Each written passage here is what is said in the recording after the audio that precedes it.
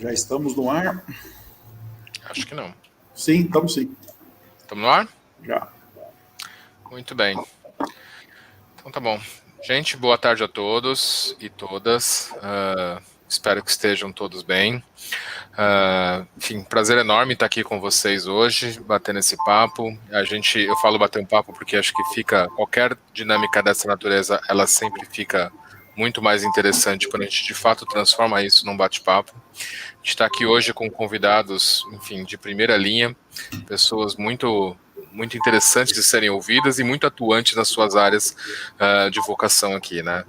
Eu vou, na sequência, apresentá-los e já chamar para as suas devidas apresentações. Só relembrando, né, o nosso foco do painel hoje é justamente a gente falar sobre, né, ESG e o papel do jurídico dentro dessa dinâmica. Acho que a gente tem o nosso GT jurídico dentro da Abrapes e que tem justamente esse olhar sobre, né, quais são os desafios que a gente tem no mundo normativo dentro de toda essa discussão da ESG, e foi um desafio bastante interessante e inusitado colocar esta perspectiva em discussão, né? A gente vê muito alguns aspectos jurídicos sendo discutidos dentro da agenda de ESG, de sustentabilidade, do desenvolvimento sustentável, enfim, a forma como a gente queira chamá-la, mas é muito pouco comum ou usual a gente trazer uma discussão jurídica, né, dentro dessa lógica do ESG, ou seja, partir da premissa jurídica para, a partir disso, entender qual é o papel, né, do nosso sistema normativo, do nosso sistema jurídico,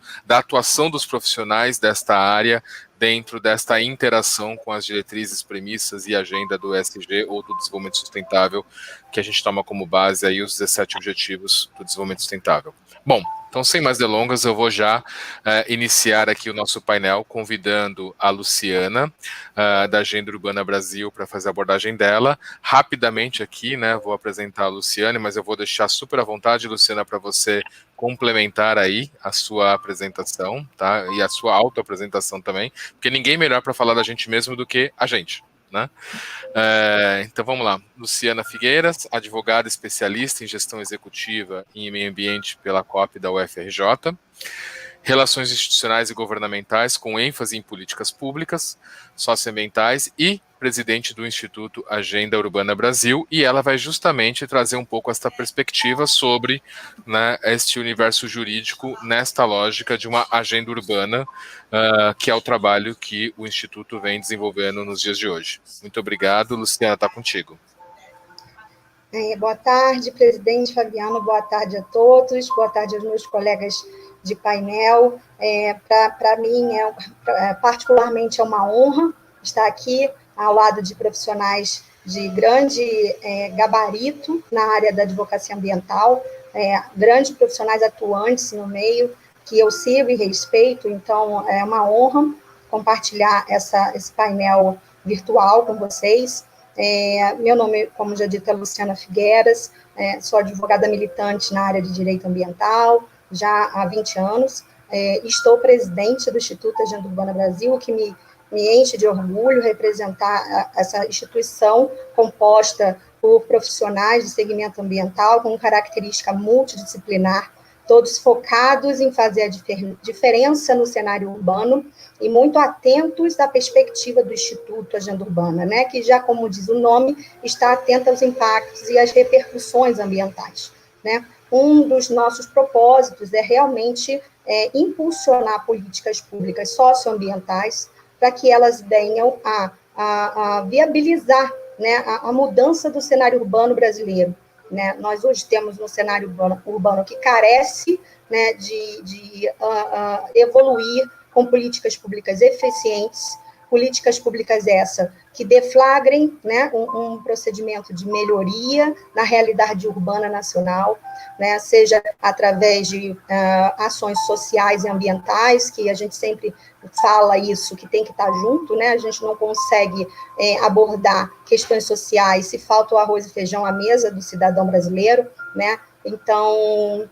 para mim, falar sobre essa temática é de extrema valia, porque hoje nós estamos com um projeto no Instituto focado, né, nessa ferramenta, né, na ESG, dentro do impacto urbano, dentro da realidade urbana, como uma ferramenta, sim, de política pública, amparada com os critérios de governança e autogestão, que eu vou poder detalhar mais um pouco aí, conforme o nosso bate-papo for fluindo. Agradeço muito mais uma vez, agradeço já aqui a presença de alguns membros do Instituto que nos assistem aqui no chat interativo, e passo a fala para o próximo colega do painel, já agradecendo mais uma vez a oportunidade de estar com vocês essa tarde.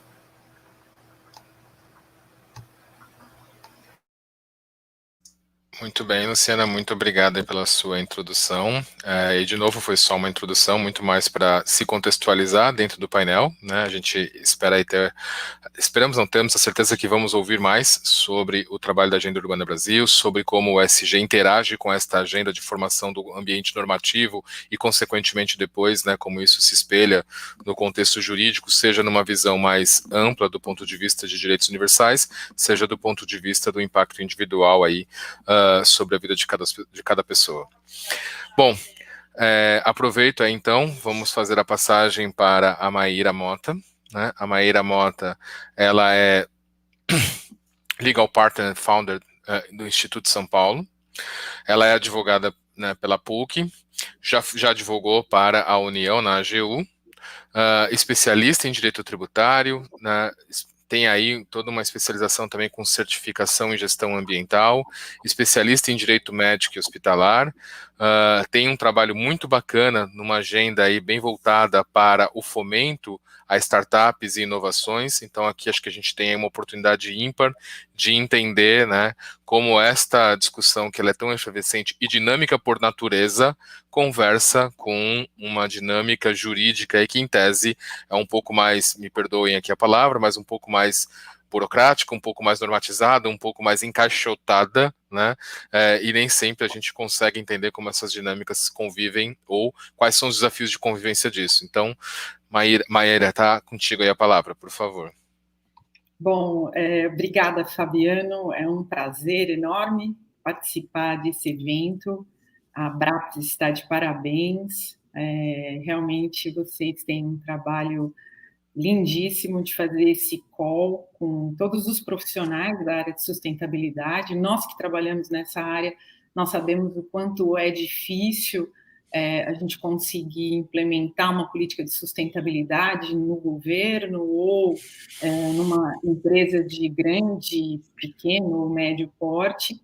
Atualmente, eu sou legal partner de uma aceleradora internacional, tem sido uma experiência incrível fazer esse trabalho de ESG, né, e de até mesmo conscientização, educação sobre os objetivos de desenvolvimento sustentável em startups early stage.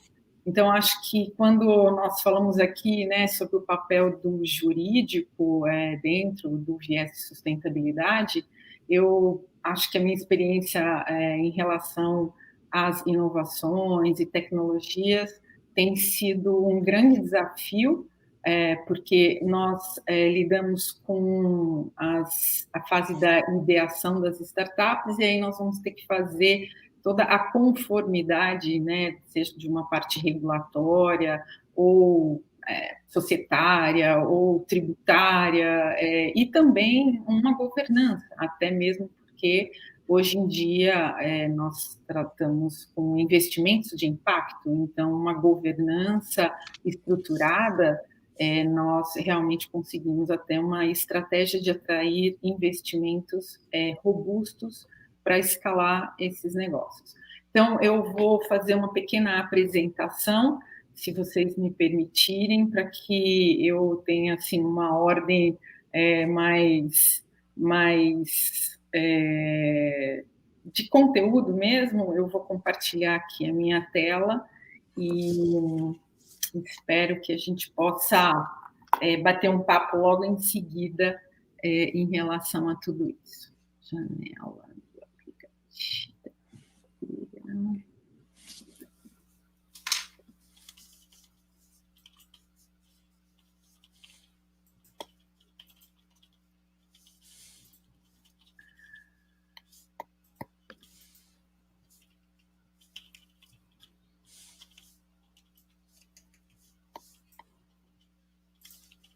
Vocês estão vendo a minha apresentação, Fabiano?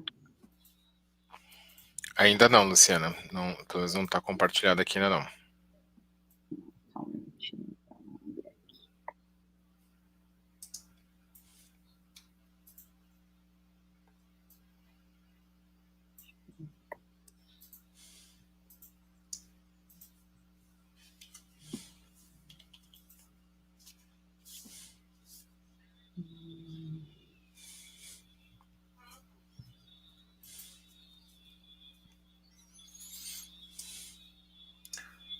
Agora acho que foi, né? Ainda não carregou, mas tem chances de que esteja carregando. E agora? Agora está chegando. Foi? Foi. Obviamente. O que, Luciana? Não rodou nem o caminhão, né? Sim, estamos com a tua apresentação na tela, tá, Mayara? Pode seguir. Então, tá bom, gente. Então, falando um pouquinho do Founder Institute, nós trabalhamos aqui em São Paulo uma aceleradora internacional com base baseada no Vale do Silício. Nós fazemos um programa de treinamento para as startups early stage e nós estamos muito, muito felizes em promover essa parceria com a Abraps. Nós temos certeza que será um enorme ganho para o founder trazer esse conteúdo tão rico com profissionais da área, né? Quando nós falamos em startups, governança corporativa, startups de impacto, nós chamamos primeiramente a responsabilidade do CEO, até porque nós sabemos que por uma própria recomendação da agenda, né, do SDG Compass, que nós adotamos ali como um guideline para as startups, o CEO da empresa ele tem uma enorme responsabilidade de trazer essa cultura e essa política de sustentabilidade e governança para dentro do seu negócio. Então, nós nos dirigimos em algumas das nossas mentorias a essa responsabilidade, a esse founder, né? Nós chamamos esta pessoa de founder, é ele que faz, é ele que cria o seu negócio. Então, independentemente do momento em que a startup se encontra, e aqui eu trago também uma referência do Instituto Brasileiro de Governança Corporativa, para a gente se ambientar ali um pouquinho para falar de como é importante a visão estratégica de investimentos de impacto no cenário das startups.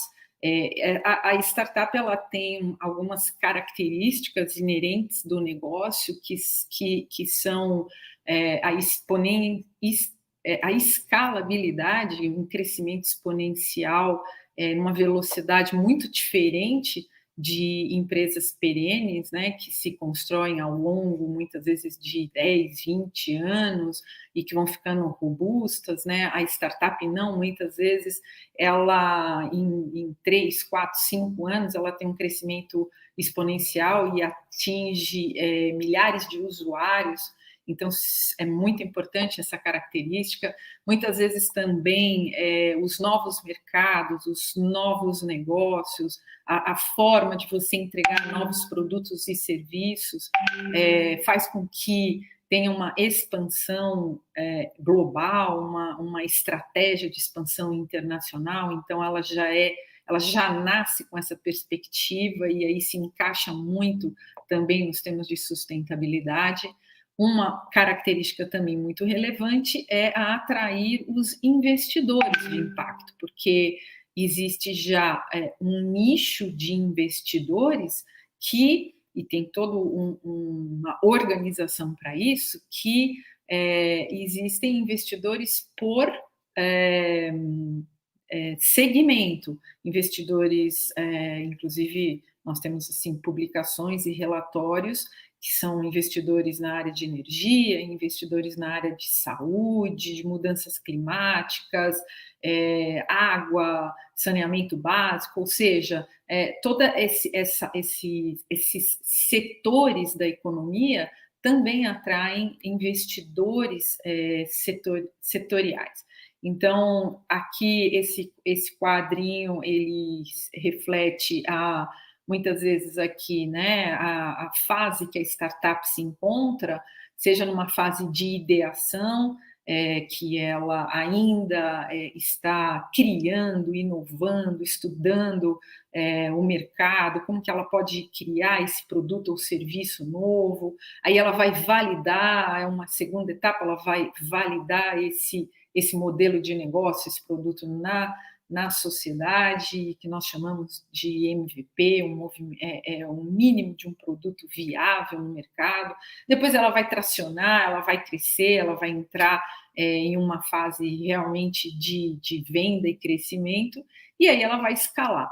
Então, nesse cenário, nós trazemos assim essa figura, porque para nós já no Founder, nós tratamos na primeira fase, nós já tratamos a fase da ideação, né, a forma com que uma startup pode trazer para dentro do seu modelo de negócio né, dos objetivos de desenvolvimento sustentável, ainda que haja assim, às vezes, né, a gente vê que alguns modelos de negócios têm multidisciplinar e há também atinge diversos temas dos Objetivos de Desenvolvimento Sustentável, existe uma interface, mas aí a nossa recomendação é que ele trabalhe com foco em é aquele que mais impacta, né? Qual que é, e aí esse é o nosso trabalho lá. Um ponto muito importante é escolher e saber esse investidor de impacto, o que ele pensa, o que ele quer para investir, né? Como é que ele entende que uma startup, um negócio inovador vai trazer segurança para ele. E aí aqui a gente entra em critérios de governança de uma forma muito séria, muito robusta, porque esse investidor, quando ele vai avaliar esse investimento, ele vai procurar esses 6 critérios, né? Esses 6 princípios que inclusive estão publicados nesse mapa de investimento de impacto das Nações Unidas, e aí esses critérios eles são muito claros. Em primeiro lugar, há uma análise dos investimentos, se esses investimentos estão vinculados a um dos objetivos de desenvolvimento sustentável. O segundo step em havendo essa vinculação, as práticas empresariais estão efetivamente vinculadas àquela política de sustentabilidade, ou seja, não pode ser alguma coisa só para inglês ver, né? Então, quando você começa a se debruçar na gestão o investidor começa a fazer uma due diligence, por exemplo, para fazer esse investimento, ele vai olhar internamente como que essa empresa, essa startup está organizada e se efetivamente essas políticas estão sendo incorporadas. Até porque, um terceiro requisito, eles querem o quê? A transparência nessas organizações investidas. Há também a necessidade dessa implementação, né? Não pode ser uma coisa só um passeio, assim, falando, né, dessa bandeira de ODS, que muitas vezes ela é bonita, ela tem um call agradável, mas o investidor sério, o investidor de impacto, ele vai olhar exatamente como que a empresa entrega esses resultados. E aí ele também vai participar. É um trabalho em conjunto desse investidor com a investida. E, por fim, são exigidos os relatórios de todas as atividades e progressos do ODS. Então, nós levamos assim esses critérios com um guideline para que a startup que tenha impacto ela consiga saber e atrair investidores estrategicamente com essas políticas implementadas. Não é um trabalho fácil, né, gente? Porque vai depender aqui, eu vou elucidar como é que você começa a se organizar. Então, a nossa sugestão, e aí entra já a parte nossa de um jurídico, como é que a gente compõe esse time, como é que a gente cria esse cenário para atrair o investidor de impacto, né? E fazer com que esse investimento tenha a maior segurança possível. Então, nós recomendamos que sejam criados de forma organizada um comitê, um conselho de sustentabilidade, para que, em sendo destacado, né, ali dentro da empresa, que ela está entrando no mercado, ela está desenvolvendo novos modelos de negócios, parcerias, etc., que esse comitê de sustentabilidade ele tem as suas próprias diretrizes, né? Como, por exemplo, a área de investimentos. Então, aqui se cria uma caixinha, né? Assim, uma responsabilidade, deveres, direitos e deveres de investimentos de impacto para os investidores de impacto, como é que será desenvolvido esse investimento, né? Com quais finalidades, como que será aplicado esse investimento. Uma segunda caixa de responsabilidades, nós dizemos assim, é trazer um expert do segmento ODS. Então, nós sabemos que as políticas públicas são extremamente robustas, muitas vezes com normas locais, regionais, uma norma federal, tratados internacionais, tratados bilaterais, multilaterais. Então, esse expert, não necessariamente, né, da área jurídica, mas ele tem que ser uma pessoa com experiência naquele segmento, né? Então, é muito importante também, e aqui nós estamos diante aqui, né, de a Abraps, por exemplo, que tem tantos profissionais na área de sustentabilidade. Aqui tem uma série de oportunidades para colaboração em startups de impacto. As relações corporativas e a governança propriamente dita. Então, como é que a startup conversa com o governo, conversa com as empresas, conversa com seus parceiros, com os stakeholders, porque a forma com que você se posiciona no mercado, ela é muito importante, né? Então, existe aqui também uma caixinha que vai cuidar dessas competências. E, por fim, a área de comunicação e marketing também é muito importante, porque nós construímos uma reputação. A comunicação fala diretamente com a reputação, a prestação de contas para a sociedade, internamente para o time. Então, nós achamos que esse comitê de sustentabilidade e governança, ele teria que, no mínimo, ser composto por esse time, porque aí a gente consegue realmente falar de algo sustentável, né? O Conselho Consultivo, nós recomendamos também, seguindo até a lei das SAs como uma referência, já que toda startup pressupõe um crescimento e, ao longo do tempo, ela, em havendo sucesso, ela vai se transformar em uma sociedade anônima, muito provavelmente. Esse conselho consultivo deveria ser, em regra, composto por, no mínimo, 3 conselheiros, haver também um regimento interno por escrito, com direitos e deveres desse conselho, uma seleção de conselheiros com critérios de escolha, critérios objetivos e não subjetivos, né? E também com as necessidades do mercado, com as necessidades da startup, do modelo de negócio, e também as definições muito claras dos modelos de remuneração. Como é que esse conselho ele será remunerado? Vai haver um prolabore, vai haver uma participação em equity, vai haver um contrato de vesting, que são contratos muito específicos para as startups. Mas a nossa recomendação é que tudo seja organizado da melhor forma, internamente, e essas são as recomendações de boas práticas de governança.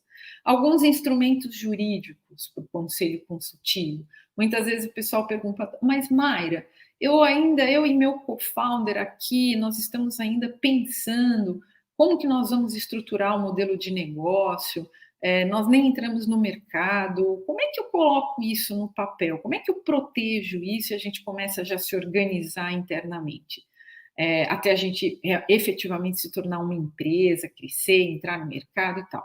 Então, nós recomendamos instrumentos contratuais, como o memorando de entendimento, né, a realização de um MOU ou de um NDA, que são tratativas pessoais, onde as partes colocam ali as suas intenções, os seus propósitos de negócios, os seus sigilos, e já quem vai atuar em qual caixinha, né, em qual das suas competências, inclusive na área de sustentabilidade e governança.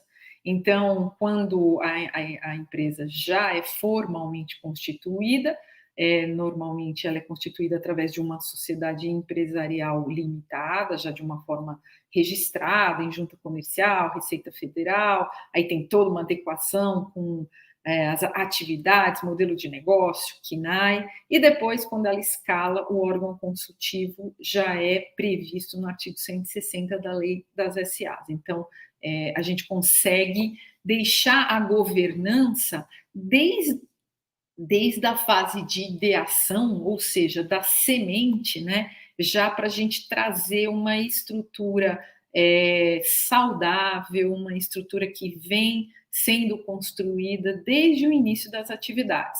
E qual que é o papel desse conselho, né? O que efetivamente ele vai fazer?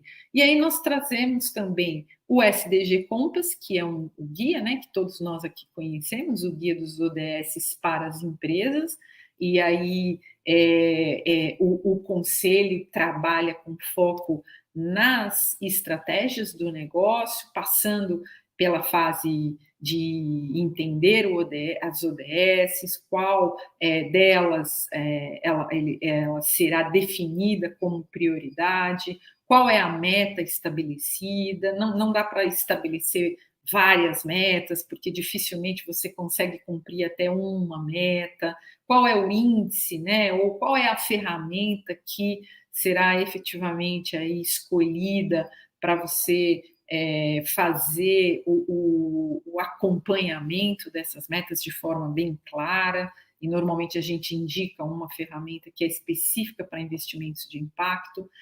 Por fim, o trabalho da integração, e aí é muito importante, né, a integração, ou seja, internamente, aí voltamos a falar sobre o papel do CEO da empresa, tem que ser uma decisão de top-down, de cima para baixo, ele é o exemplo, ele vai ser ali com o time dele aquela pessoa que vai trazer esse conceito, esse valor, esses princípios, porque nós entendemos que, na verdade, são as pessoas, né? No final de tudo, somos nós, são as pessoas que fazem as empresas, né? E não ao contrário. Então, nós sempre trazemos, assim, a figura muito importante do CEO.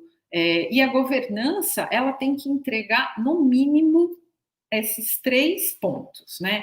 Qual é e quais são, né, o engajamento, as oportunidades, como, por exemplo, no ODS 17, né, onde ele promove todas as parcerias, porque sem as parcerias a gente não vai conseguir chegar a alcançar a sustentabilidade, essa é uma missão de todos nós.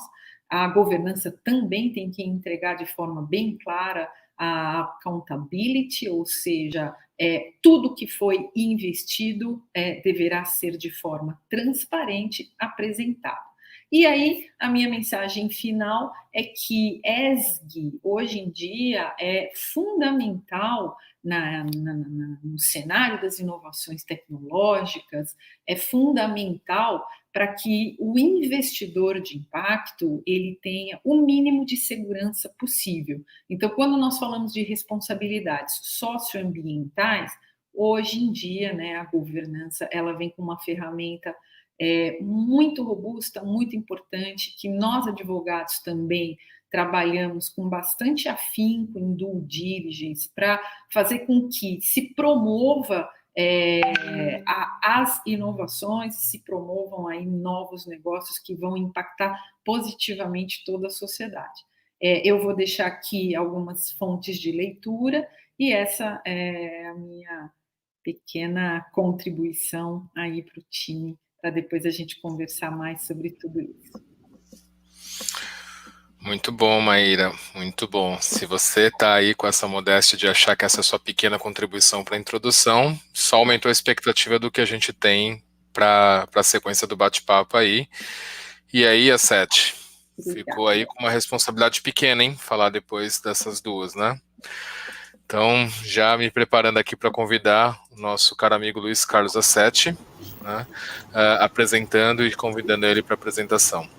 Bom, o Assetti é advogado, professor de pós-graduação em cursos jurídicos, pós-graduado em Direito de Empresas, mestrado em Direito Internacional com ênfase em Meio Ambiente e Direitos Humanos, coordenador do nosso GT jurídico da Abraps, né, uma figura extremamente ativa aqui, que nos move muito nessa direção, né, de trazer essa discussão jurídica para dentro dos desenvolvimentos, das diretrizes do desenvolvimento sustentável do ESG, como a gente está mais habituado a falar agora, e diretor da Assetti Advocacia.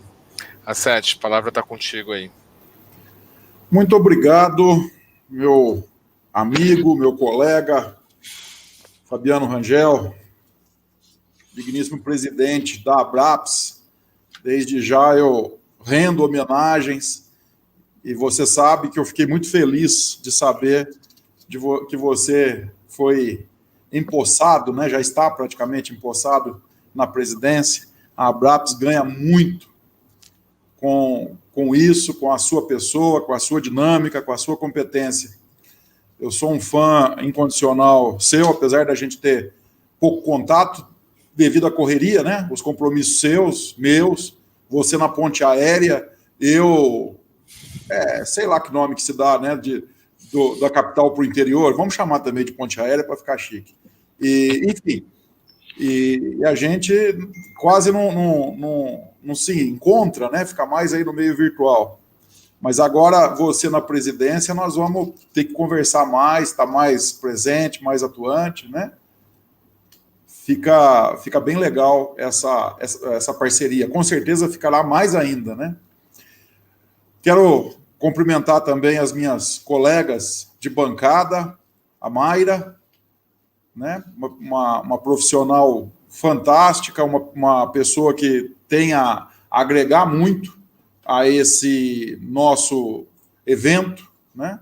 Agregar muito também a própria Abraps, e eu já faço, né, esse convite para que permaneçam na Abraps, se associem e venham para dentro, né? Eu acredito que já esteja, mas a gente precisa de gente assim, gente que some, gente que tem algo a ensinar, algo a mais, né? Como também a minha querida Luciana Figueira, uma pessoa expoente na área que atua, uma pessoa muito dinâmica, ambas muito competentes. É um prazer enorme poder estar aqui com vocês e uma responsabilidade, como o Fabiano comentou, né? Eu fico numa saia justa danada, mas eu vou tentar não fazer feio. Então, eu prometi para vocês nos bastidores, né, que a gente conversou bastante nos bastidores, como é que nós iríamos, melhor dizendo, como é que nós iríamos fazer a divisão dos temas, inclusive com relação ao tempo, e eu fiquei com um tema que até é bem complexo. O próprio Fabiano conhece essa complexidade, né, e depois ele também vai falar um pouco, porque não vai escapar, né, de falar um pouco aqui para nós. A questão do ESG, né, e da própria governança corporativa, aos olhos do departamento jurídico, mas naquela visão básica mesmo do departamento jurídico, né? O jurídico em si, ele é treinado desde o primeiro dia da faculdade a estudar leis, textos infralegais, né? E quando você pega algo que não tem assim uma norma propriamente definida, é complicado. Muitos batem cabeça, me perdoem aí o termo popular, mas existe uma insegurança jurídica, muitas vezes na questão, né, na interpretação, no contexto. Então, essa situação ficou aí meio que nebulosa, e aí eu resolvi falar um pouquinho dela, apenas para expor a dificuldade que muitos têm em visualizar essas questões na nossa atualidade.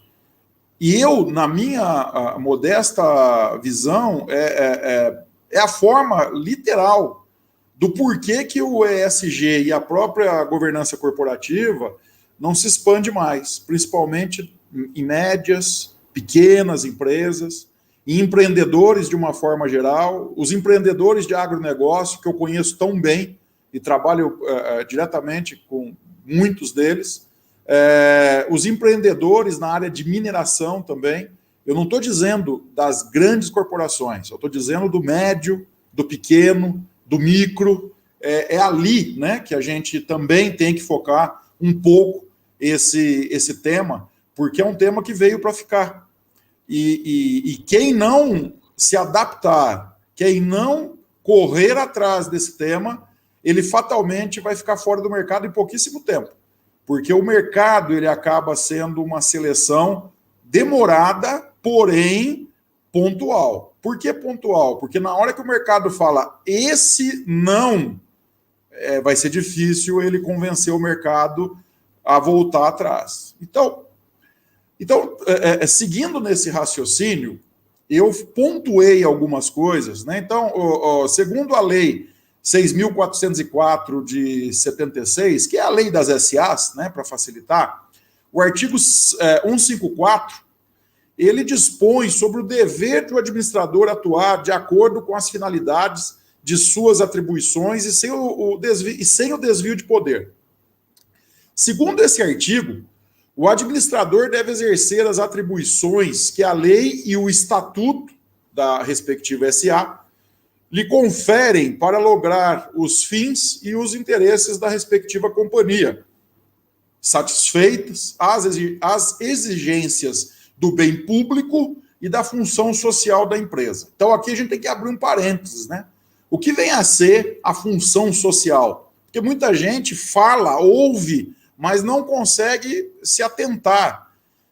Então, a função social, um conceito aí de forma resumida, é onde a empresa, né, o empreendedor, de uma forma geral, engloba a ideia de que essa não deve somente visar lucro, mas também preocupar-se com reflexos que suas decisões têm perante a sociedade, seja de forma geral, incorporando ao bem privado uma utilização voltada para a coletividade, ou de forma específica, trazendo realização social ao próprio empresário, empreendedor, e para todos aqueles que colaboram ou colaboraram, né, conforme o caso, para alcançar aquele fim daquela instituição, daquela empresa.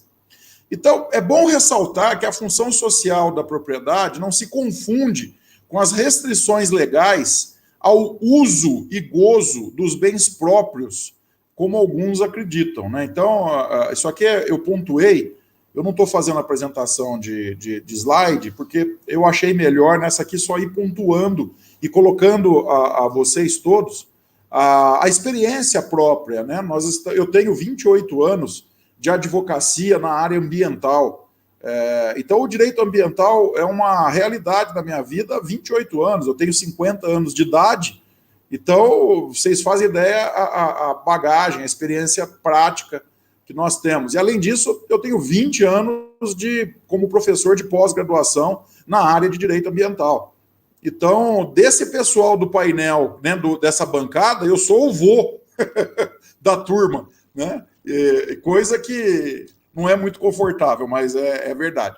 Então, a gente precisa ter essa visão, né? E eu tento trazer essa prática Porque quando nós falamos para empreendedores novos que estão num grande centro e que têm acesso às informações dessas, entre aspas, novidades, né?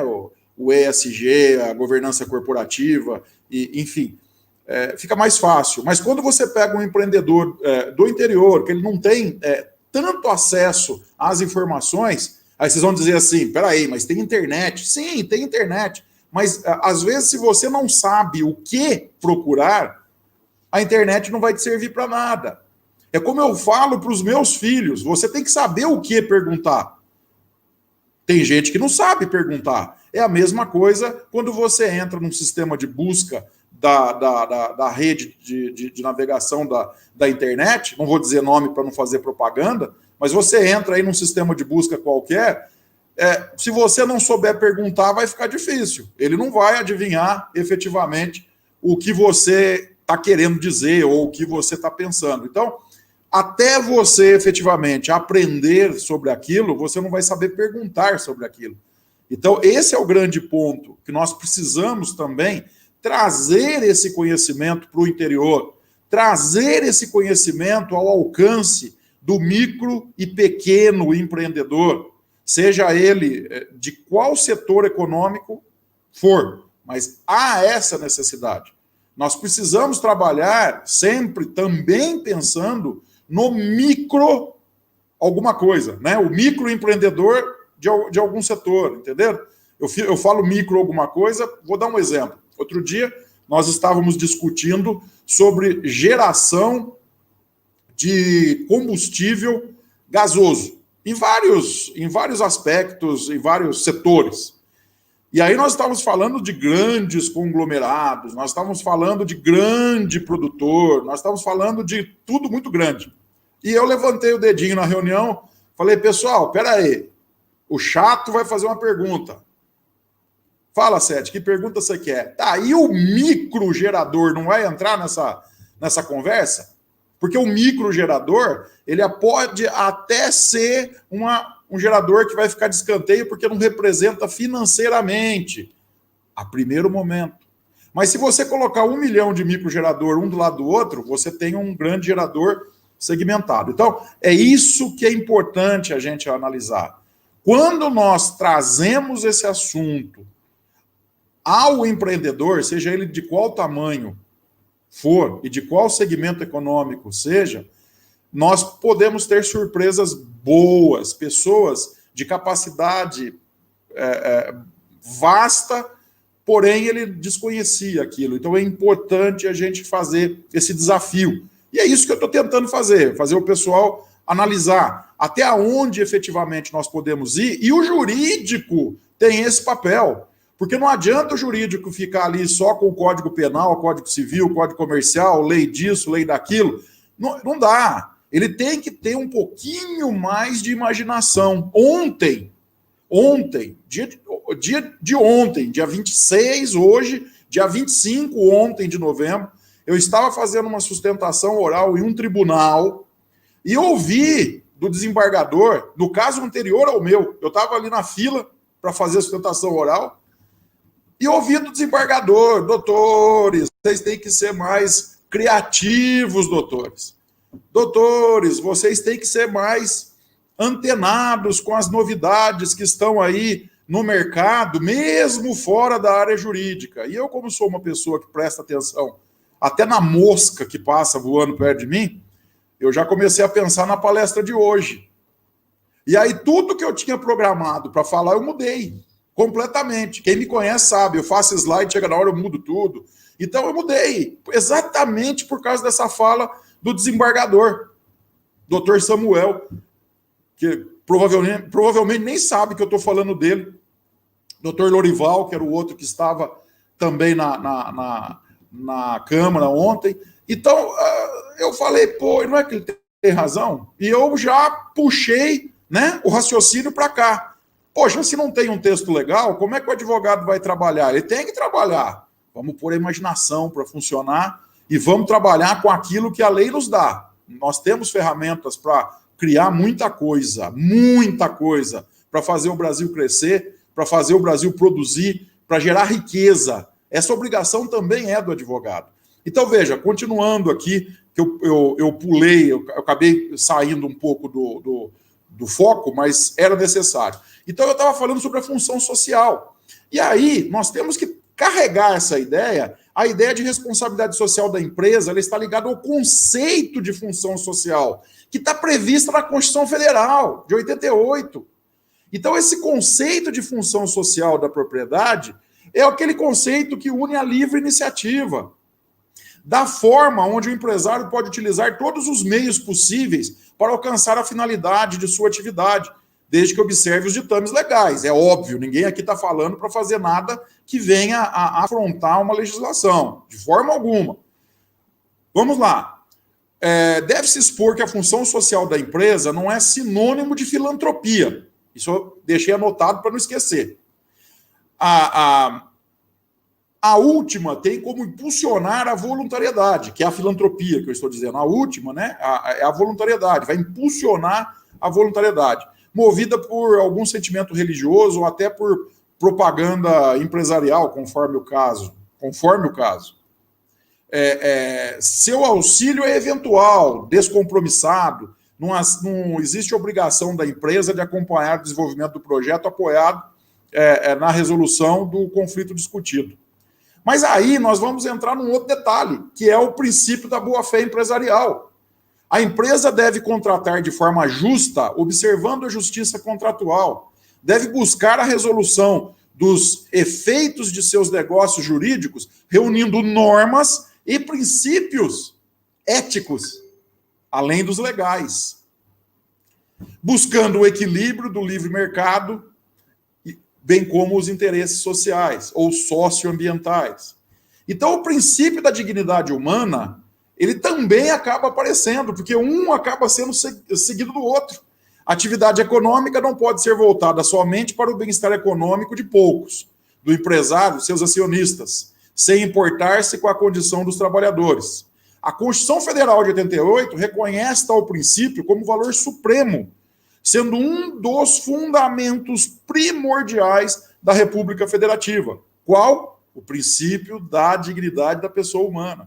Então, agora, voltando novamente à lei das SAs, a 6404 de 76, no seu artigo 154, evidencia que os interesses da companhia não devem estar dissociados da sua função social e das exigências do bem público, itens que têm mudado na velocidade dos avanços tecnológicos e já não são mais os mesmos que observamos há 5 ou 10 anos. Isso vem mudando gradativamente numa velocidade incrível.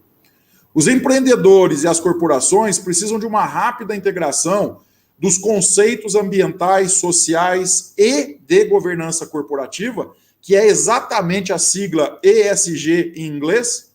Então, os conceitos ambientais, sociais e governanças corporativas, ESG em inglês, em suas estratégias de negócios e culturas organizacionais, sob pena de perda de valor de sua marca, danos reputacionais, impacto nos dividendos, e ao gestor a responsabilidade civil, pessoal dele, do patrimônio dele, muitas vezes. Então, os preceitos do ESG, desculpa, já vêm sendo incorporados ao dia a dia das organizações, como eu disse, as grandes, e as médias e as pequenas, né?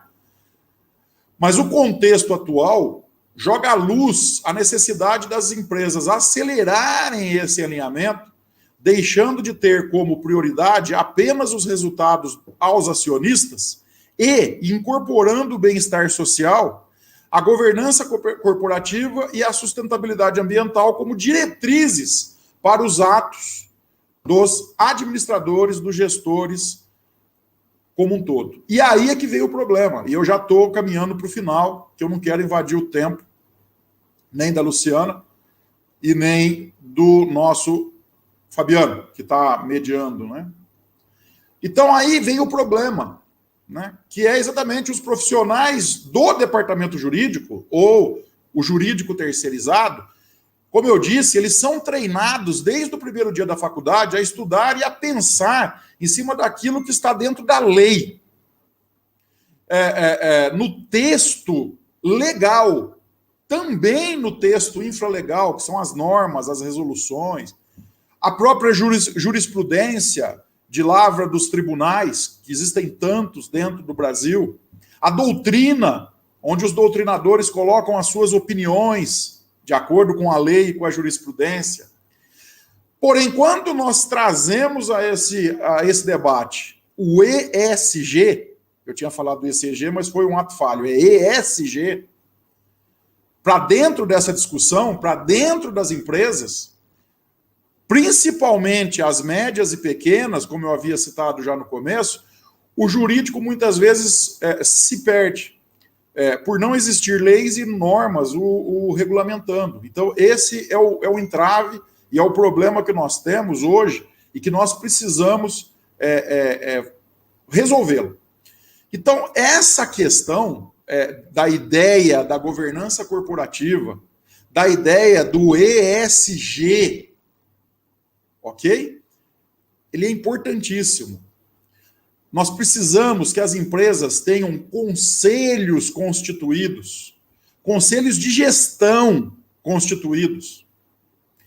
O conselho de gestão da empresa grande, ela é bem definida. Vamos defini-lo também na questão da média e da pequena empresa, o pequeno empreendedor, o médio empreendedor, pois sua constituição e trâmite desse conselho que eu me refiro, se dá através de protocolos internos, protocolos de intenção, contratos regulando as obrigações de cada uma das partes dentro daquele conselho. Qual é o objetivo do conselho?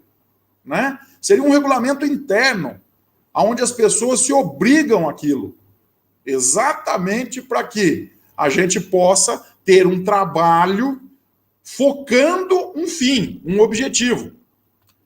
Nesse modo de pensar, então o jurídico, cabe ao jurídico criar documentos, descrevê-los, descrever as ações que cada profissional deverá ter nesse teatro, né, entre aspas, teatro no bom sentido, né, onde as pessoas, cada um vai ter um ato, vai ter uma função, vai ter uma definição previamente descrita. Então isso é importante, né? E é óbvio que você vai ter que trazer pessoas para esse quadro, né, com experiência na área. Não adianta você trazer uma pessoa que não conhece e aí começar a colocar gente lá que não tem a condição de efetivamente dar aquele norte, aquele objetivo. Então, o objetivo do ESG, né, e também vinculado à governança corporativa, porque eu não vejo o ESG sem a governança corporativa e vice-versa, são duas coisas que estão juntas, são irmãs siamesas. Irmãs siamesas, né? Então, a finalidade é apontar riscos. É o compliance, não apenas socioambiental, é aquele compliance geral da empresa, para que a empresa não caia em situações como as que nós vimos há pouco tempo atrás na mídia, de uma forma geral, que eu não vou entrar em detalhe do que seja, mas todos já sabem. Transparência, não apenas para investidores, mas para o mercado, demonstrando boa-fé nas atitudes, nas contratações. Poxa, isso é o mínimo que se espera. Isso é o mínimo que se espera de uma empresa pública, quanto mais de uma privada. Se eu vou investir meu dinheiro lá, eu quero ter transparência da onde, para onde e para o que meu dinheiro está sendo utilizado. Então, quando o advogado quer entender como a governança corporativa e o ESG funcionam, na prática, eles acabam precisando se reportar muitas vezes às leis de SA, a legislação, a doutrina, a jurisprudência internacional, muitas vezes. Então, o que nós precisamos? Nós precisamos de mais debates como este. Nós precisamos de mais gente como a Mayra, desculpa, como o Fabiano, como a Luciana, como tantos outros profissionais que atuam nessa área, dando um norte para os profissionais, para que a gente possa ter um nivelamento por cima, um nivelamento com qualidade, um nivelamento com conteúdo, um nivelamento com alicerce. Uma casa não para em pé se não tiver alicerce. Então, meus amigos, eu já estou indo ao final, ok? O nosso trabalho aqui na Abraps é um trabalho voluntário, é uma associação de profissionais que ligada, voltada, imbuída da sustentabilidade. E tudo isso que está sendo falado, seja a Mayra, eu que estou falando agora, que já estou finalizando, a Luciana que vai me suceder agora, o Fabiano, e tantos outros painéis que tiveram, nós estamos falando de sustentabilidade, nós estamos falando de compliance ambiental, nós estamos falando, como falava um professor meu, que eu gosto demais dele, compliance nada mais é que vergonha na cara. Para resumir a conversa, vamos ter governança corporativa e ESG, transparência e com gente capacitada. Vamos ter um jurídico que possa pegar o Código Civil lá no setor de responsabilidade civil, lá nos artigos de responsabilidade das pessoas, vamos pegar aquelas responsabilidades, colocar num estatuto, num contrato entre as partes e todo mundo assina quais são as obrigações daqueles conselheiros.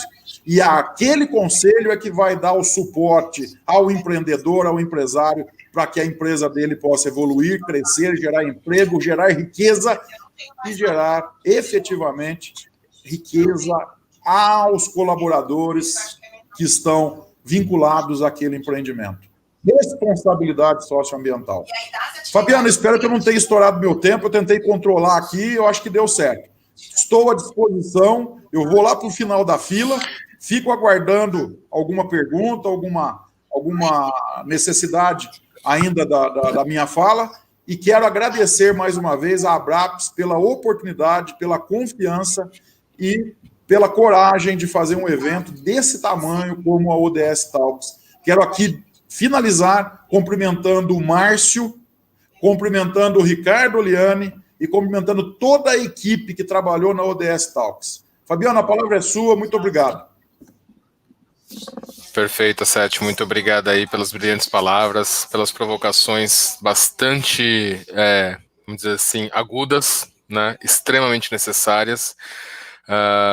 Enfim, vamos dar sequência aqui. Eu confesso para vocês que quando a gente começou a pensar um pouco nesse painel, definir os horários e os tempos, a gente falou, não, vamos começar às 4h30, vamos terminar às 18 horas. Eu falei, gente, é bastante tempo para a gente tratar deste tema, mas aqui agora eu já estou bastante preocupado, porque eu acho que o tempo vai ficar bastante escasso, porque a gente teve aí uma rápida introdução, entre aspas, porque obviamente tem um paradoxo aqui, né? A gente está falando de um GT que vem com uma base de formação jurídica, com uma base de profissionais que atuam diretamente ou indiretamente na instância jurídica, e acreditar que a sustentação oral ou a fala, né, vinda desses profissionais seria enxuta, resumida, é quase que uma utopia, né?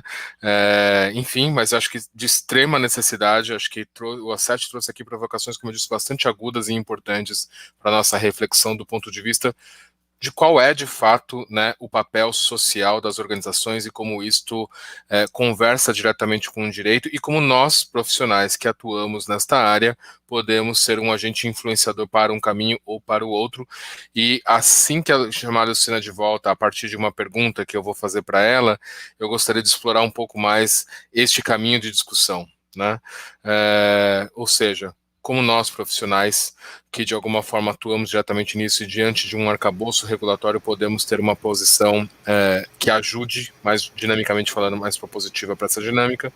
Mas antes disso, e já engatilhando um pouco nesse contexto, eu queria chamar a Luciana, para que a Luciana possa nos ajudar um pouquinho mais com alguns pontos. Em particular, Luciana, queria que você contasse um pouquinho mais para a gente sobre qual é a missão do Instituto da Agenda Urbana e como esta missão, né, do Instituto da Agenda Urbana pode contribuir para a nossa compreensão sobre os índices de ESG, né, ou seja, como a gente faz a mensuração disso e indo para além das métricas.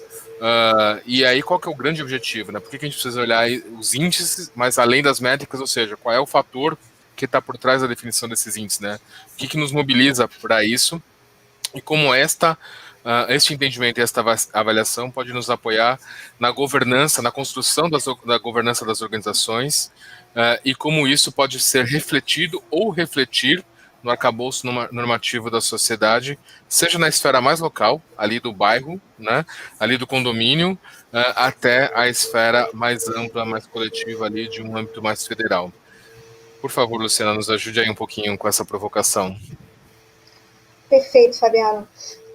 Quando a gente estava conversando sobre a preparação desse evento, eu quis trazer à baila essa provocação, porque nós temos uma tendência de sermos influenciados por um padrão internacional sem lembrar das nossas especificidades, né? Nós temos que lembrar que nós estamos num país de configuração continental.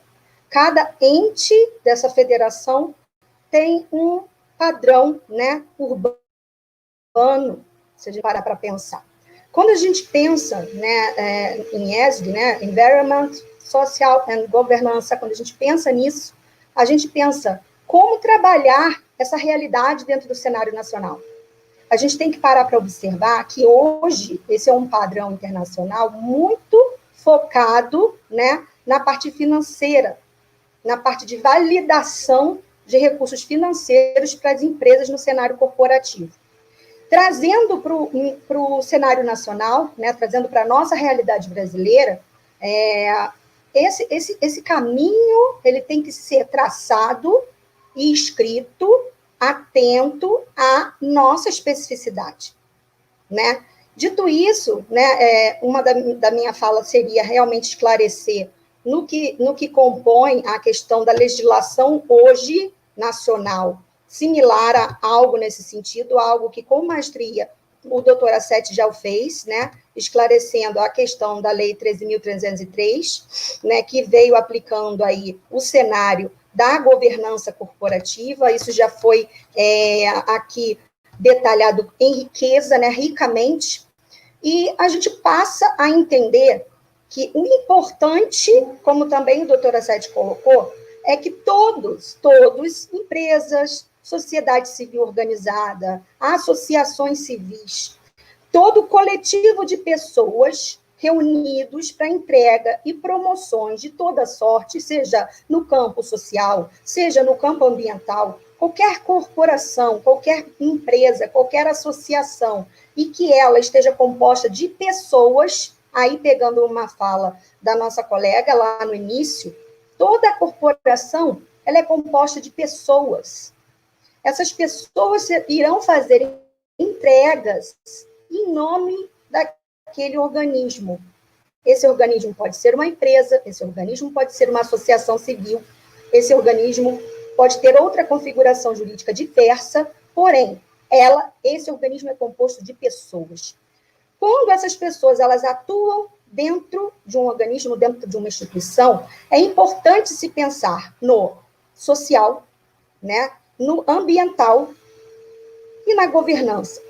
O Brasil, ele tem uma natureza, uma particularidade, né? O Brasil, ele a base brasileira, ela é uma base castrense, é uma base codificada, né? A sociedade brasileira está acostumada a ter um comando e um controle, uma norma que você tem que cumprir, e se não cumprir, você tem um controle. Ou seja, existe uma norma no mundo jurídico, existe um controle que vai validar aquela postura, se a sua postura ela está contrário ou não àquela norma já pré-estabelecida, né? Nós temos a realidade federal, né, estadual e municipal. Nós temos aqui um critério de respeito a esse cenário. Não pode uma norma, por exemplo, de impacto municipal contrariar a norma federal. As normas federais, normalmente, elas funcionam, tá, como políticas de Estado, né, no caso, para o Brasil. Aí temos a Política Nacional de Resíduos Sólidos, a Política Nacional de Recursos Hídricos. Agora, trazendo à baila a questão do ESG, né? Temos uma legislação específica sobre este ponto? Aí é que entra a reflexão hoje feita pelo Instituto Agenda Urbana, em que da necessidade ou não de se construir o sistema ESG como uma ferramenta de gestão pública, né? Como uma ferramenta de gestão pública. E aí, no sentido de amparo às normas. Nós não podemos esquecer que a governança e a autogestão, elas sempre estarão para assistir às normas pré-estabelecidas e constituídas conforme a nossa Constituição Federal.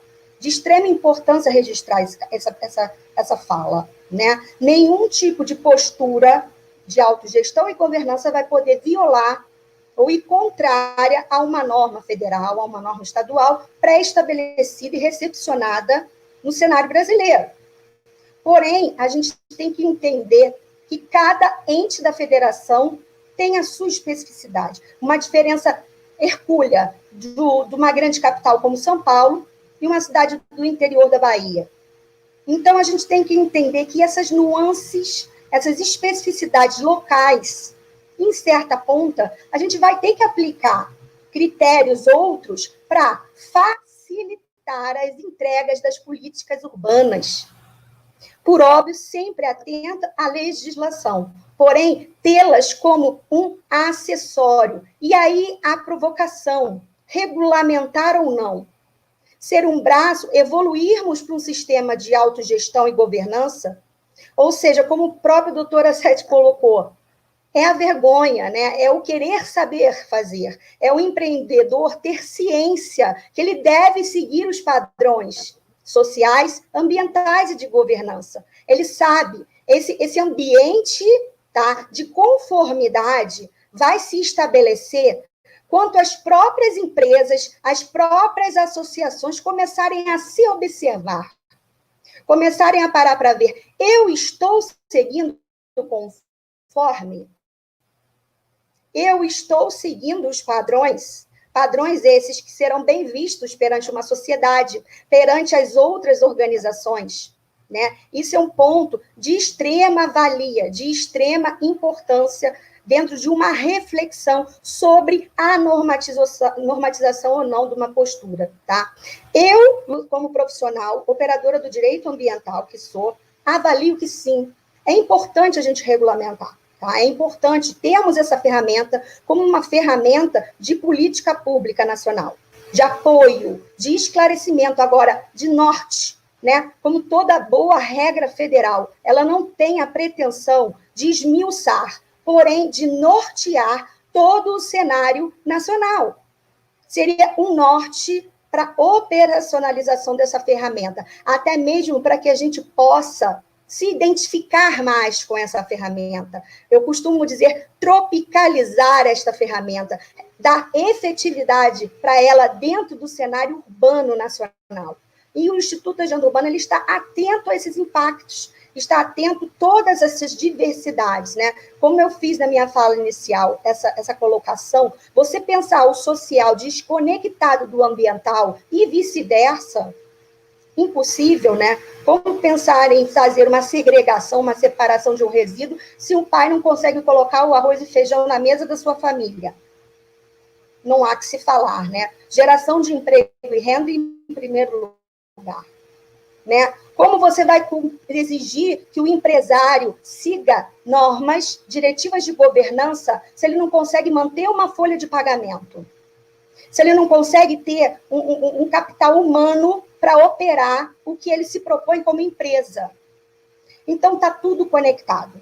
O social, a governança e o ambiental, tá? São padrões novos, novas siglas, tá? Como conectados que somos hoje com o mundo pela internet, né? Pela internet das coisas. A gente, sim, assim, é importante, sim, né? Da mesma sorte, como a questão da economia circular hoje não possui regulamentação federal, como o ESG não possui regulamentação federal, eu entendo, sim, que devemos recepcioná-las como normas orientadoras de caráter federal. Porém, sempre lembrando que serão orientadoras e que a gente tem que realmente pensar no social, na governança e no ambiental como um organismo, como uma operação conforme. Ontem, né, só fechando aqui a minha fala, já esclarecendo isso, e deixando aqui depois uma fala bem finalmente mesmo, uma colega nossa do Instituto, Patrícia Fazano, uma querida, né, fez a fala de uma outra ferramenta de controle, né, o TBQ, tirar a bunda da cadeira, né? Gente, ter vergonha na cara, tirar a bunda da cadeira, agir conforme, agir com idoneidade, agir atento ao capital humano que compõe a sua organização, a sua empresa, agir atento à necessidade de geração de emprego e renda, engajamento dos parlamentares, né, dos políticos, com normas públicas que vão fazer girar a realidade nacional e, com isso, viabilizar governança, viabilizar o social e viabilizar o ambiental. Eu acho que é o premente dentro da nossa realidade brasileira, né, que tem que caminhar concomitantemente, né? E, por fim, que eu acredito que eu vou ter oportunidade de falar mais um pouquinho depois, e se não, já deixo aqui o convite para que possam acompanhar as ações do Instituto Agenda Urbana Brasileira, Agenda Urbana Brasil, tá?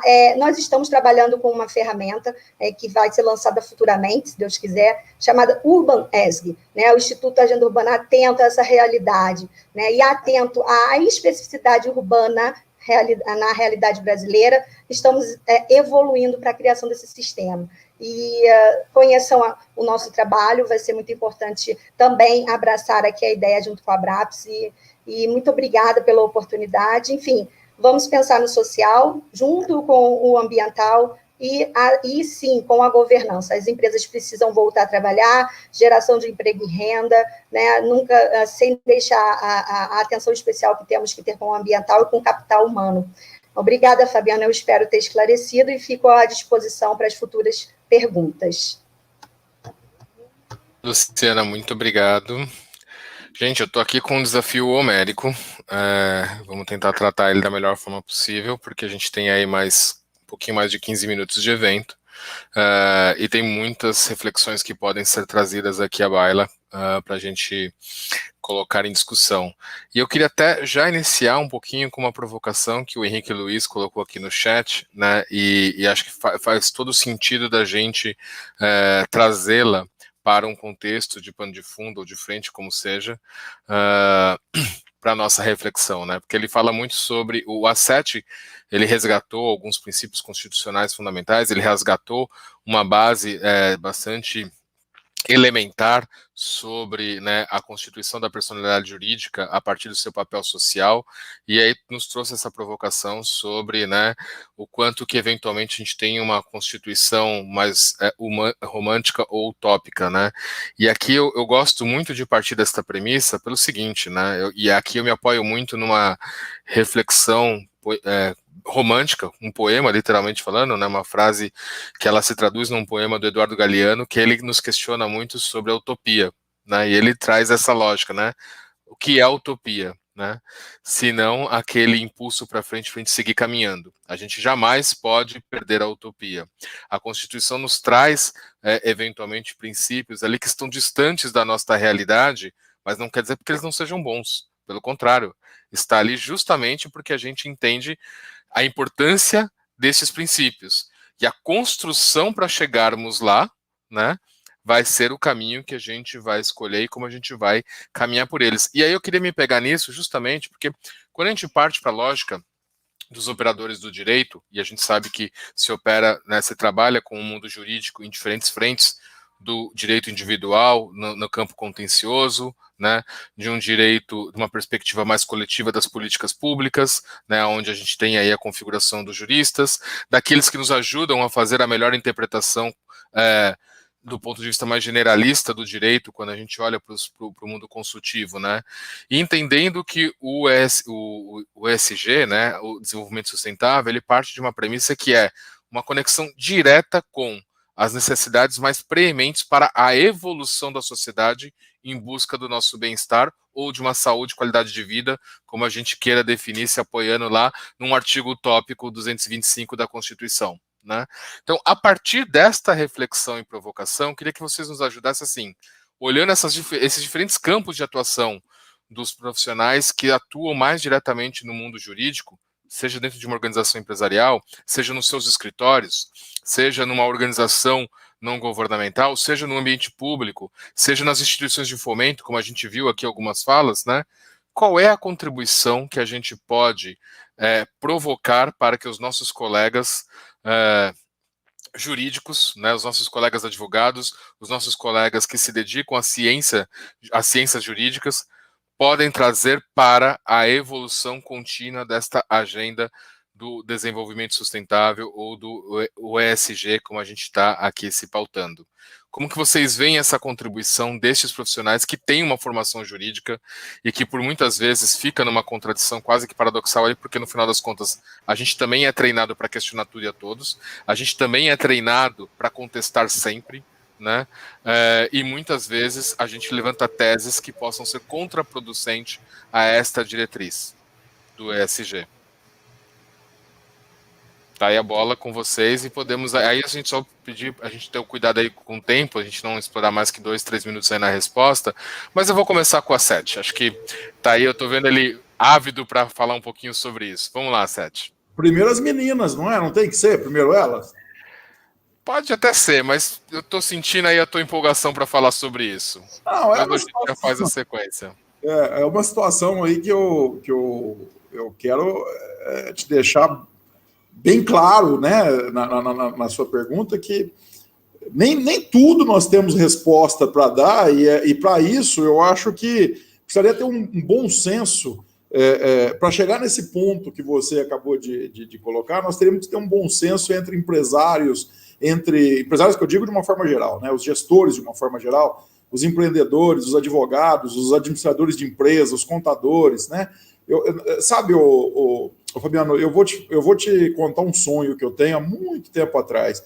Eu sou professor de pós-graduação desde o ano 2000, né, praticamente. Praticamente eu estou aí há 20 anos dando aula em pós-graduação. E eu sempre falei que os cursos de pós-graduação em gestão ambiental, o primeiro curso de pós-graduação em gestão ambiental fui eu que montei. O primeiro curso de pós-graduação em gestão agrária ambiental fui eu que montei. O primeiro curso de engenharia ambiental fui eu que montei, tá? Quer dizer, não sozinho, pelo amor de Deus, né? Tinha toda uma equipe por trás. Mas os de gestão ambiental, propriamente dito, eu sempre falava que o curso de gestão ambiental era o curso que precisaria existir em todos os locais. Por quê? Ele não deveria ser denominado como gestão ambiental, mas gestão da cidadania. Eu sempre falava isso. E o que nós estamos conversando aqui hoje nada mais é que ensinar o empreendedor a não apenas buscar o dinheiro, mas também buscar cidadania, obrigando muitas vezes o Estado a trazer para ele aquilo que ele paga de imposto e não exige, e trazer aos funcionários dele essa situação. Para você ter uma ideia, Fabiano, do que eu estou dizendo, para ser breve, teve uma sustentação oral que eu precisei fazer num processo, porque eu trabalho muito também na área de meio ambiente do trabalho, que envolve a segurança e a saúde do trabalhador, sempre defendendo a empresa, porque é o meio de vida que nós temos. E nós nos deparamos numa situação tão complicada num processo que envolvia um trabalhador, um acidente de trabalho, e por outro lado, né, a empresa ela não teve responsabilidade alguma, ela foi absolvida em primeira instância, em segunda instância, por unanimidade, está para saiu o acórdão agora, mas você percebia que no julgamento ainda tinha aquela situação, mas será que não dá para ajudar o trabalhador? Será que não dá para ajudar o trabalhador? Quer dizer, ainda tem aquela situação assim, vamos analisar de uma forma fria, crua, o que está acontecendo, punir quem tem que ser punido, mas favorecer quem tem que ser favorecido. Quer dizer, se a pessoa erra, deve ser punida. Se a pessoa acerta, deve receber o louro pelo acerto. E hoje nós não vemos isso. A gente vê efetivamente no meio nosso jurídico, muitas vezes, os colegas nossos se perdendo muitas vezes, até naquele juramento que se faz lá atrás, na onde a gente tem que trabalhar de uma forma adequada, de uma forma correta. Muitas vezes a gente vê isso com perdão da má palavra, mas como eu disse agora há pouco, eu sou o vô aqui que está falando, e eu tenho que falar também o politicamente incorreto. Então, quando nós falamos em ESG, nós temos que trazer para a baila a questão ética, nós temos que trazer à baila a questão da responsabilidade do gestor público. Quantos prefeitos nós temos no Brasil afora que não tem a menor noção de como ajudar o empreendedor que gera emprego na sua própria cidade? Quantos prefeitos que não têm a menor noção de como fazer para atrair empreendedores? Então, eu vou um pouco mais além, Fabiano, nessa pergunta que você fez, porque eu não tenho a resposta para dar. Mas a pergunta eu tenho de monte, entendeu? Porque é uma coisa assim que é só você olhar que você vê que tem mais perguntas que respostas. O Maíra e a Lúcia, deixa com ela. Às vezes não eu empolgo, engato quinto aqui e paro de falar. A Sete, a tua fala e o final dela foi perfeito, no meu ponto de vista, porque as respostas nos trazem para a zona de conforto. As perguntas nos permitem seguir os nossos movimentos, porque elas nos colocam justamente num campo de maior reflexão, e aqui, de fato, a gente está discutindo questões bem mais existenciais, até em alguns aspectos, do ponto de vista de organização da sociedade. Né?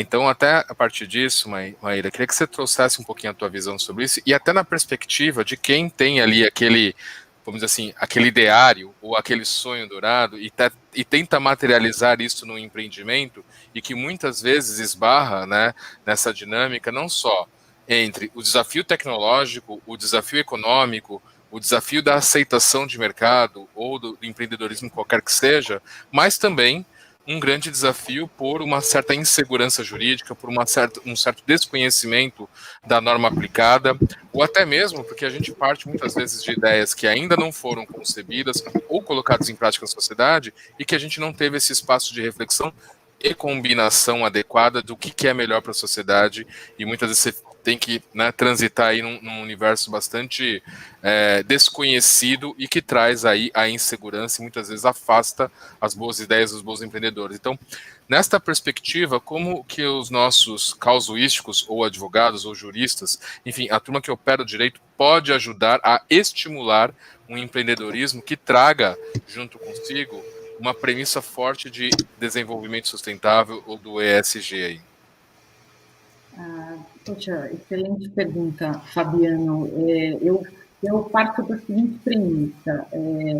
A norma posta, ela, dependendo, né, da forma que a gente vai trabalhar, no empreendedorismo, seja no B2B, onde a iniciativa privada ela é que vai reger as relações contratuais e os negócios, ou no B2G, quando a gente trabalha com as relações entre as governamentais, por exemplo, nós vamos ter dois cenários importantes. Então, na iniciativa pública, enquanto advogada da União, eu tinha que verificar ali o que era permitido fazer, né? Porque a gente trabalha sob a ótica do direito administrativo, e que era permitido fazer em termos de desenvolvimento de políticas públicas através da norma posta, e muitas vezes nós estudávamos também o que não estava escrito na lei e o que não era proibido, né, pela lei. Então, eu acho que o advogado tem que ter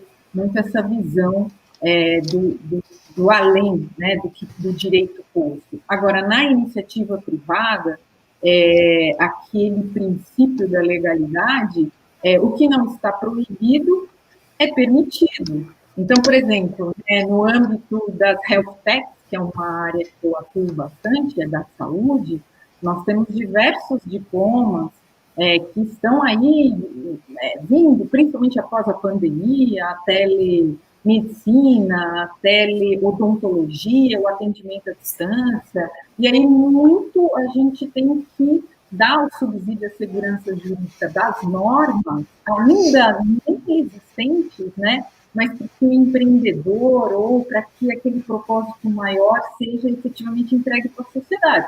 Como por exemplo, foi um caso de uma health tech incrível, que eu estava ouvindo um empreendedor dar uma entrevista, que antes ele tem uma plataforma de telemedicina, e antes da pandemia ele atendia 200 vidas na plataforma. Após a pandemia, eles passaram a atender 5 milhões de pessoas, né? E no meio de um processo sem uma regulamentação que desse total suporte jurídico em termos de prontuário, de tecnologia, de segurança de dados, de lei de proteção de dados, ou seja, é realmente assim, complicado. Porém, eu acho que nós, advogados, quando a gente se debruça a uma legislação, né, a gente vai achando as oportunidades, sem infringir normas postas, onde é que a gente pode trabalhar na lacuna da lei.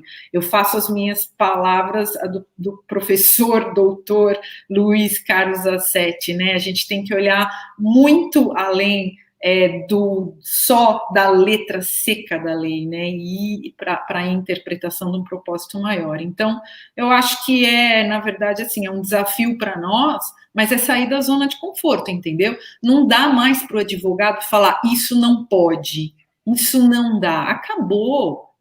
Tem que verificar quais são as possibilidades, inclusive fiscais, tributárias, quando é que você vai fazer uma adequação de KNAI em uma startup, né? E aí, como é que você faz isso? Vai falar não pode fazer, não tem, a Receita Federal, não sabemos como a Receita Federal se posiciona, não dá. Então, assim, a gente tem mecanismo, sim, de trazer segurança jurídica para os nossos clientes, principalmente com propósitos tão nobres, quando a gente vai entregar benefícios socioambientais para a sustentabilidade. Então, essa é a minha recomendação, assim, é assim que eu atuo. Perfeito, muito obrigado, Maíra. E acho que isso nos ajuda até a fazer uma ótima conexão aqui, e aí acho que agora vai ficar claro para o Seth por que eu comecei com ele, né? Porque eu trouxe essa visão, né, de quem faz a defesa propriamente dita ali no direito individual. Queria trazer um pouco a visão da Mayra para olhar um pouco como isso se conecta com a perspectiva dos empreendedores dentro de uma lógica de segurança jurídica para a construção desse universo, né, do empreendedorismo para o ESG e, consequentemente, a governança, que foi bem explorada para ela já na fala inicial, para a gente amarrar isto com a Luciana sobre uma perspectiva de sociedade, do ambiente público, aonde a gente, de alguma forma, né, parte desse princípio em que eu tenho uma norma posta, eu tenho direitos individuais que precisam ser assegurados, eu tenho uma perspectiva da livre iniciativa que ela é, de alguma forma, fomentada pelo empreendedorismo e precisa de ter um mínimo de segurança jurídica, mas tudo isso tem um efeito concreto e prático sobre a sociedade, né, que convive, de alguma forma, direto ou indiretamente, participando ativamente ou simplesmente sofrendo do ponto de vista positivo ou negativo, ou que seja, ou simplesmente carregando consigo os reflexos desses empreendimentos e decisões. E aí é onde eu convido a Luciana para a gente olhar na perspectiva, né, do mundo jurídico, nessa conexão com a ESG, como isso se apresenta para a sociedade, qual é o papel da sociedade nesta interação a partir do direito dentro dessa lógica da visão coletiva e universal aí para a gente. Perfeito, Fabiano. É realmente importante essa reflexão.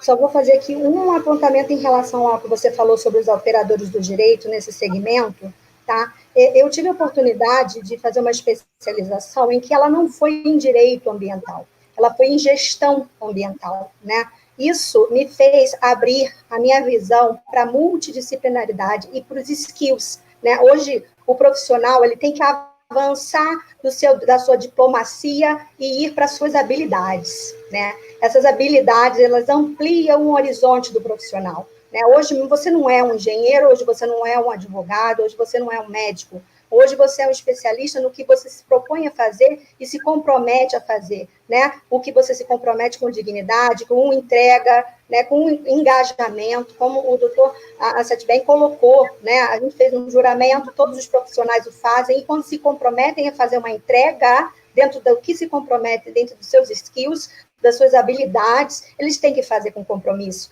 né, com entrega responsável, né, e isso tem tudo a ver com o cenário público dentro do engajamento da sociedade civil, né, dentro do engajamento do público com o privado, né, você olhar para as normas e, ao mesmo tempo, você olhar para a sociedade civil, né? Eu gosto muito de fazer uma analogia com a sábia redação da Política Nacional de Resíduos Sólidos, sabe, Fabiano? Ela prevê com uma maestria, que eu sou municipalista, tá? Eu apoio, eu acho a Política Nacional de Resíduos Sólidos muito bem construída, em que ela engaja a sociedade civil com o público e com o segmento empresarial.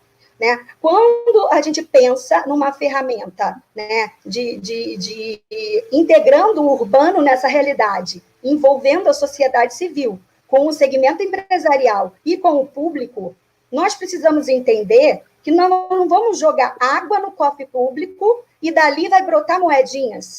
Né? Os impostos que viabilizam a operação pública no cenário nacional e no mundo.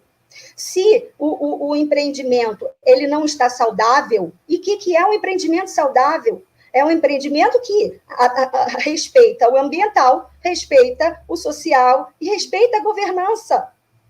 Né? E para isso o público precisa do privado, a empresa precisa da sociedade civil, porque a sociedade civil vai consumir naquela realidade da empresa. Perceba, está tudo conectado. É uma construção, é uma máquina, né? Que se uma parte funciona mal, a outra fica comprometida. E é isso que vemos hoje dentro da sociedade brasileira. Cada um tem que chamar para si a sua cota de responsabilidade. No momento em que a sociedade chamar para ela a sua cota de responsabilidade e saber que o bom voto vai trazer bons políticos, né? Se o empresariado chamar para ele a sua cota, eu pago tributos, eu pago encargos, eu quero feedback do público.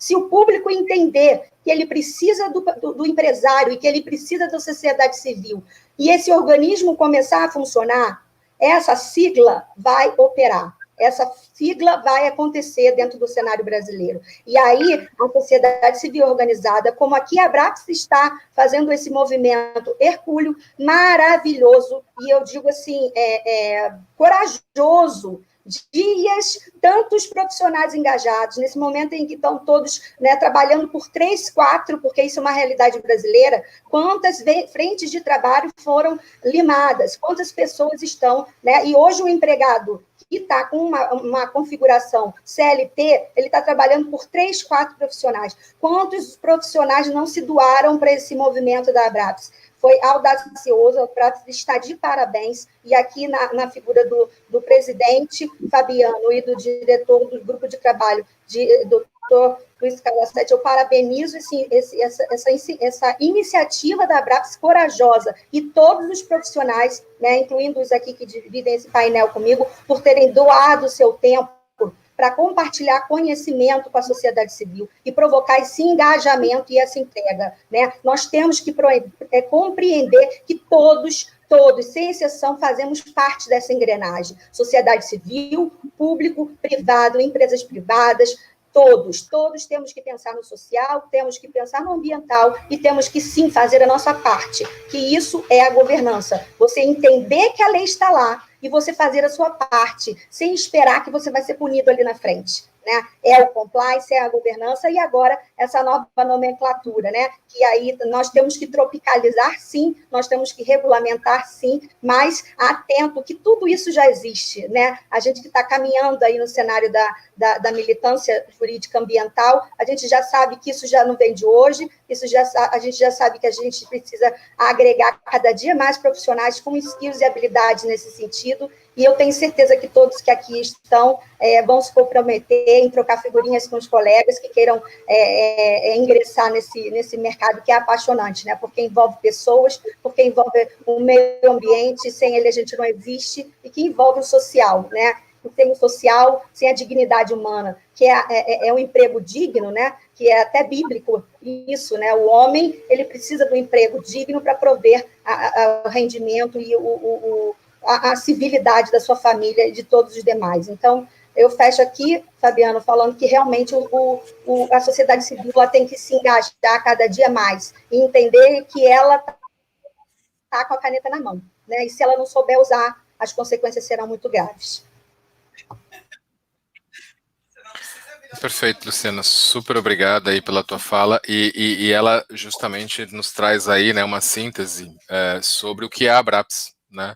A Abrapes, ela tem como missão reunir profissionais diversos, né? Ou seja, os diferentes skills, como você bem trouxe, os diferentes saberes, sem necessariamente rótulos, porque a gente não está tão preocupado, quando a gente olha para a Abrapes, sobre quais são os rótulos das pessoas, e sim quais são as intenções e as contribuições desses profissionais, que dentro da tua zona de contribuição, ou da forma como elas entenderam que é possível, elas buscam de alguma forma aí ajudar as organizações e a sociedade a entender que é possível seguir uma rota de desenvolvimento com base em princípios que nos permitam desenvolvimento sustentável, ou o ESG, como a gente está dizendo aí, né? Dito isso, eu tenho aqui um problemaço, porque, assim, de fato, a gente estourou já em 7 minutos o tempo programado. Eu tenho aqui, para vocês verem, diversas perguntas que eu fui anotando. Adoraria poder explorar todas elas, mas, enfim, não vou ter este tempo. Fica aqui um desafio para a gente, da gente se desdobrar, como disse a Luciana, para a gente organizar um novo evento, para a gente poder evoluir em mais perguntas e por meio dessas perguntas, junto com outros participantes, a gente conseguir construindo novas perspectivas de resposta, né? Porque este acredito eu, de verdade, o grande movimento que a gente precisa fazer do ponto de vista de sociedade, né? Buscar cada vez mais o compartilhamento de saberes e a colaboração na construção das respostas, né? E acho que com isso a gente vai evoluindo, e os saberes vão vir de diferentes campos de estudo mesmo, os saberes vão vir de diferentes campos de experimentação de vida, seja ela pessoal, seja ela profissional, né? A gente não pode, a gente se glorifica muito de sermos seres sociais, mas muitas vezes a gente se apoia em decisões individuais, né? Isso me remete muito a uma frase do Otto Schumann que eu gosto muito, né? Que ele fala que é impressionante como nós, como sociedade, estamos coletivamente construindo resultados que individualmente ninguém quer. Né? Então, acho que a gente precisa reverter esta lógica. Então, eu encerro aqui a minha facilitação, mas convidando vocês, 3, cada um aí no seu minuto final, e aí esse é o grande desafio para nós, que temos aí uma formação inicialmente jurídica, né? Um minuto final, literalmente falando, para que a gente possa deixar nossa mensagem de despedida, tá? Muito obrigado aí pela contribuição de todos, e fica aqui já o convite para o nosso desafio, um outro espaço de troca. Olha, gente, eu vou começar aqui minha fala rapidinho. Muitíssimo obrigada pelo convite, parabéns pelo evento, Abrapes, Fabiano, que conduziu brilhantemente aqui as nossas falas, todos nós aqui, advogados, a gente adora falar. Eu aprendi com professora Sete, que agora eu vou chamar você só de professor, porque você é um advogado e professor nato. A minha querida colega Luciana, brilhante, parabéns pelo seu trabalho, e espero colaborar sempre o que for possível aqui com o trabalho lindo de vocês, e convidá-los também para serem participantes do Founder Institute, se é que vocês poderiam colaborar, né? Eu acho que a gente precisa reforçar os times para a gente falar do que mais a gente adora aqui, que é sustentabilidade. Então, eu agradeço a oportunidade, agradeço também em nome do Founder Institute, e espero que possamos contar com todos vocês lá na aceleradora, tá bom? Um abraço, um beijo para todos.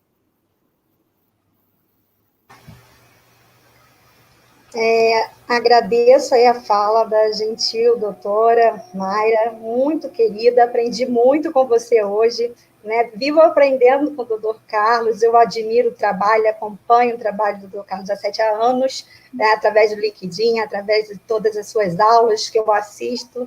Já tive a oportunidade de ser sua aluna em um curso, não sei se você lembra, já tem muito tempo. Não vou entrar em detalhes para não colocar você, professor, e a mim em saia justa, porque a idade passa, o tempo passa para todo mundo, mas admiro muito o seu trabalho, admiro a coragem do Fabiano também em assumir uma presidência de uma associação gigante como a Abrapes, né, com um trabalho riquíssimo, belíssimo. Posso dizer que o Instituto Agenda Urbana se inspirou na Abrapes para se construir, para se estabelecer. Somos um instituto bebê, né? Vamos completar 4 meses agora no próximo mês, no final do ano. Eu gostaria de deixar registrado aqui o carinho especial para a equipe do Instituto Agenda Urbana Brasil, que está aqui na live interativa de vocês, prestigiando a nossa presença, que nos enche de um orgulho, assim, que eu não tenho nem como mensurar, tá dividindo essa tela com profissionais tão de alta qualidade como vocês. Deixo aberto também o Instituto Agenda Urbana para que vocês se associem, para que vocês também trabalhem conosco. A gente acredita que ninguém pode ficar para trás, né? A gente acredita que nesse momento é um momento de união e esforços para que a gente possa entregar uma melhoria social, ambiental e todos os aspectos para o Brasil. Somos gigantes, somos ricos em biodiversidade, ricos em material humano, né? Quantos profissionais estão falando nesse evento do Talks hoje, né? E já tiveram falando e vão continuar falando. Isso só demonstra a qualidade do capital humano brasileiro, né? Então, com muita honra, que fecho a minha fala, já aceitando, Fabiano, o convite para uma próxima, porque somos, né, falantes, natureza da nossa formação, e agradecendo mais uma vez a Cris, a Ju e todo mundo que está aqui mandando mensagem carinhosa para a minha fala e dos colegas desse painel. Muito obrigada. Bom, muito bom. Eu quero, de antemão, agradecer ao Fabiano, agradecer a Mayra, agradecer a Luciana, e foi um prazer muito grande eu poder estar participando. Eu tentei, inclusive, durante a minha fala, a não utilizar o juridiquês para favorecer aos que estão assistindo, porque muitos não são da área jurídica, e teve horas aí que eu me perdi um pouco nos sinônimos, mas acho que deu certo para o pessoal entender o recado. E eu quero também cumprimentar aos que estão assistindo. Tenho muitos aí alunos e ex-alunos assistindo, inclusive muita gente mandou mensagem pelo meu WhatsApp, e eu passei algumas dessas mensagens aqui para os palestrantes, para eles saberem que vocês estão aí assistindo e participando, muito legal. E eu quero, Fabiano, com a sua permissão e com a permissão da Mayra, com a permissão também da Luciana, eu queria pedir para o Jesus aparecer, porque se não fosse ele, isso aqui não iria acontecer, a gente não conseguiria efetivamente trabalhar. E como no meio ambiente eu sempre falo que todos são iguais perante o meio ambiente, Jesus, o venezuelano, nos ajudando nessa palestra, nesse evento. Esse rapaz ainda vai ser corintiano, se Deus quiser. E é isso aí, Jesus. Muito obrigado por você ter aparecido, muito obrigado por você ter nos ajudado no bastidor. E já fica aí já convidado a participar das outras que terão aí 2022. Eu já vou atormentar o Fabiano, que nós temos que montar alguma coisa nesse tipo. Fabiano, um grande abraço para você, viu? Mais uma vez, parabéns por você ter assumido a Abrapes. Conta com a gente, conta comigo e estamos aí. Luciana, eu lembro das aulas, eu lembro de você, a Mayra agora que eu estou conhecendo, mas já vamos ficar aí grandes amigos, já estamos, já foi sintonia e afinidade de primeira. Muito obrigado a todos vocês, gente, vocês foram brilhantes. Fabiano, a bola está contigo, parabéns desde já.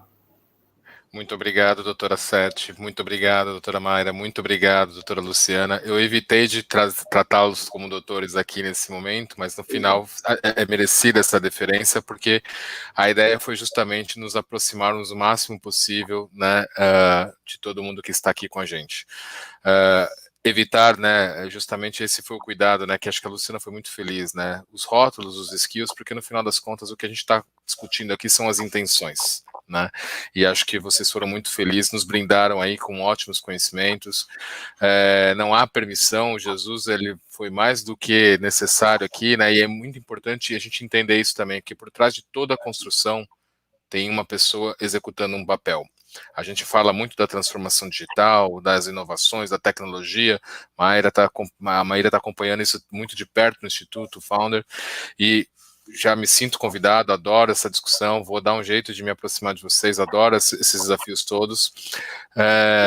Agradecemos, será muito bem-vindo. Pois é, mas eu costumo ter muito claro comigo, né, que tudo que a gente faz no elemento mais basilar de todos, nós somos uma sociedade antropocêntrica. Tudo que a gente faz, ela tem como princípio básico pessoas. Né? Nós fazemos as coisas pelas pessoas, nós fazemos as coisas com as pessoas, e nós fazemos as coisas para as pessoas. E este é o princípio basilar que tem no ESG. Né? Pode até se parecer utilitarista, mas a preservação tão importante que a gente precisa ter, por exemplo, com os nossos biomas, com o nosso meio ambiente, com todos os recursos e serviços naturais, ela é necessária no sentido mais básico, porque ela atende às nossas necessidades enquanto pessoas. Então seria, por isso que eu gosto muito daquela frase do Otto Schumann, assim, contraproducente desprezarmos isto. Né?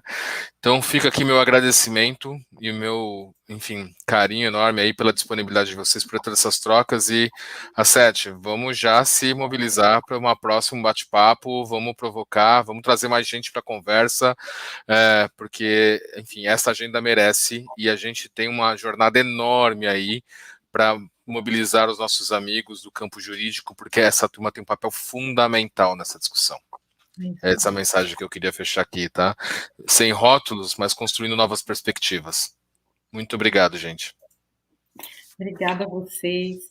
E até a próxima. Estou aqui à disposição também para que a gente puder colaborar, né, gente? Obrigada mais uma vez. Um beijo, uma boa tarde a todos.